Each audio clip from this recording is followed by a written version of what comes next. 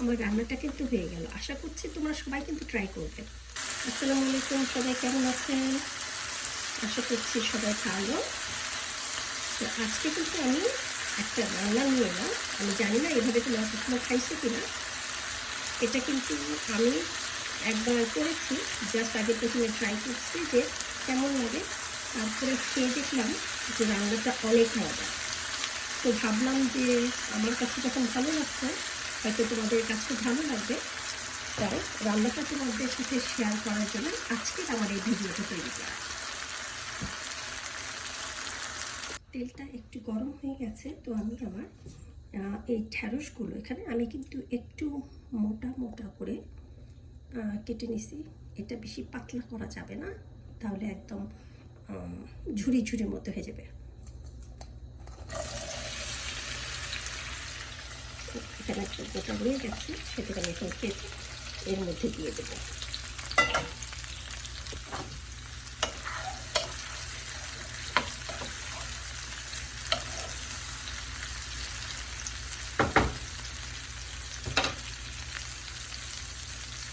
এর মধ্যে একটু অ্যাড করবো আদা এবং রসুনের পেস্ট, কারণ যেহেতু আমি চিংড়ি মাছ দিয়ে করবো, একটু আদা রসুনের পেস্ট দিলে খেতে টেস্টটা ভালো হবে।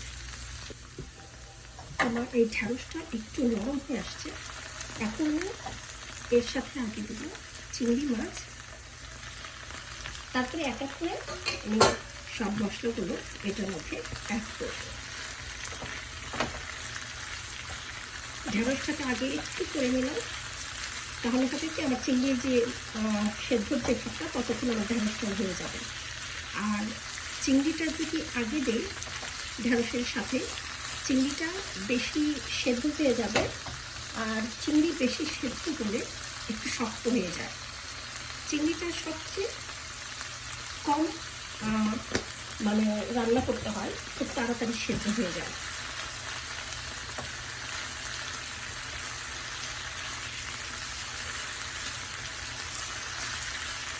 আধা চা চামচ আদা এবং রসুনের পেস্ট মিলিয়ে আমি এখানে দিলাম। এখন আমি হলুদ মরিচটা অ্যাড করব।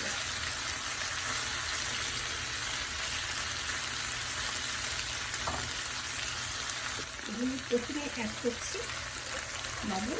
লবণটা একদম স্বাদ মতো হবে। অনেকে আছে লবণটা একটু বেশি খান, অনেকে আছে লবণটা একটু কম খান। এখন দিচ্ছি একটু হলুদ,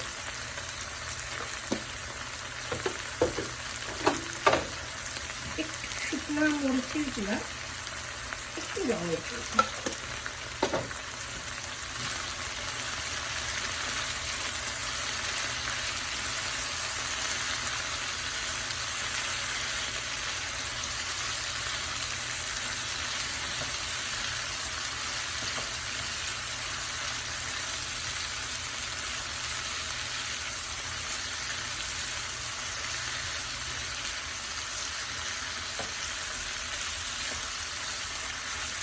যেহেতু ঢেঁড়সের একটু এই যে দেখেন এই পিছলা যে ভাবটা,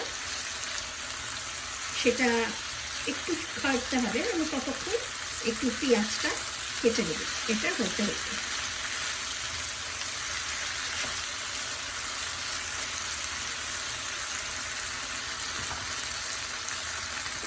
আমি এখানে দুটো কাঁচামরিচ মাঝখান থেকে কেটে নিচ্ছি, আর একটা একটু মিডিয়াম, মানে বড় না, একটু মিডিয়াম থেকে একটু বড় একটা পেঁয়াজ মোটা মোটা করে কেটে নেব।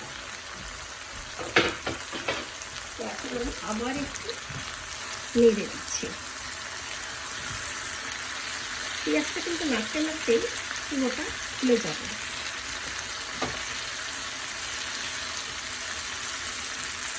দেখেন ঢ্যাঁড়সের যে লালা ভাবটা, এটা কিন্তু অনেকটা কমে গেছে এখন।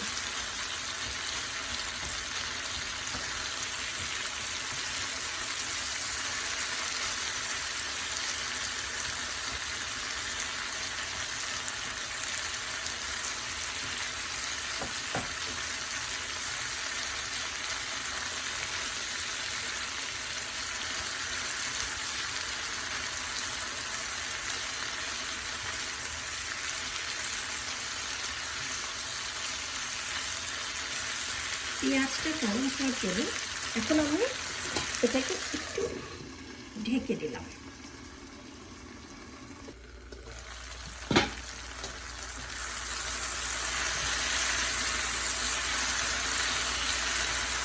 ঢেঁড়সের কিন্তু যে লালা ভাবটা কিন্তু পুরোটাই চলে গেছে, সুন্দর একটা মাখা মাখা হয়েছে আর দেখতেও খুবই ভালো লাগতেছে।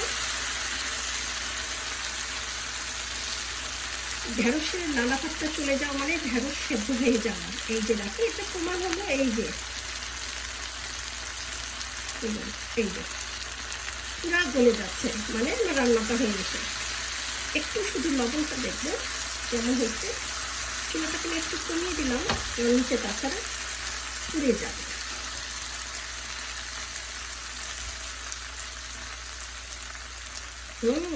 লবণটাও ঠিক আছে।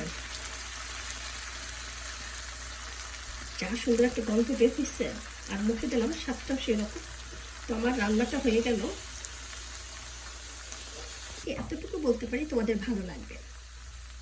একবার ট্রাই করে দেখো, অবশ্যই বলবে যে হ্যাঁ রান্নাটা খুব মজার। তাহলে সবাই ভালো থাকবে, আবার আসবো আরেকটা রান্না নিয়ে। ততক্ষণ আল্লাহ হাফিজ।